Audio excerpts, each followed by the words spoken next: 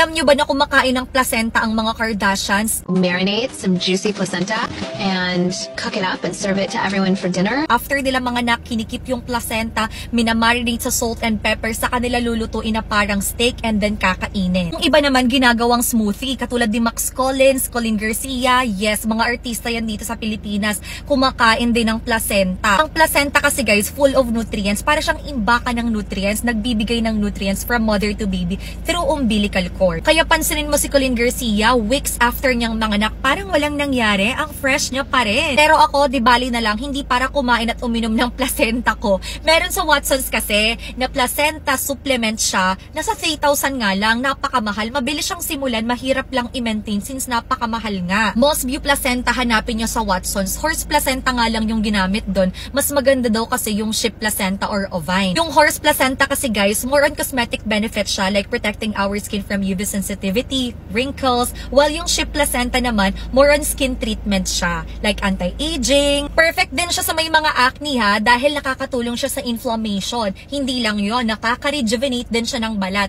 It rejuvenates our skin from inside out. Meaning sa loob pa lang, pinapaganda niya na yung production ng skin cells natin para palitan yung mga dead skin mo dyan. Walang whitening effect ang placenta, but if you're gonna ask me to choose between placenta or glutathione, I'd rather choose placenta. Kasi yung placenta, kahit hindi ka maputi, iba yung kinang mo, hindi ka maitim tignan, hindi dull yung skin mo, yung wrinkles mo bakla, parang lifted yung face mo lagi. So from Moss View placenta na napakamahal at horse placenta yung ginamit, nag-switch ako dito sa Inner You placenta. Ito kasi guys, sheep placenta yung ginamit. Tsaka 499, medyo magaan-gaan siya sa bulsa, 60 tablets na rin siya, and then chewable pa siya. Kaso wala pang isang buwan, nabuntis ako bakla, so hindi ko siya naubos. May tira pa siya, nasa 20 tablets ata to. Siguro naka 40 lang ako dito since 60 tablets nga siya per bottle. Pero okay lang, ngayon lang ako nabuntis na ang fresh ko. Iba yung glow ko, hindi ako nagkaroon ng breakout. Tsaka yung hair ko, sisi ko, hindi man lang siya nag-hair fall. Pangatlong pagbubuntis ko na to at ngayon ko lang naranasan na hindi maging haggard.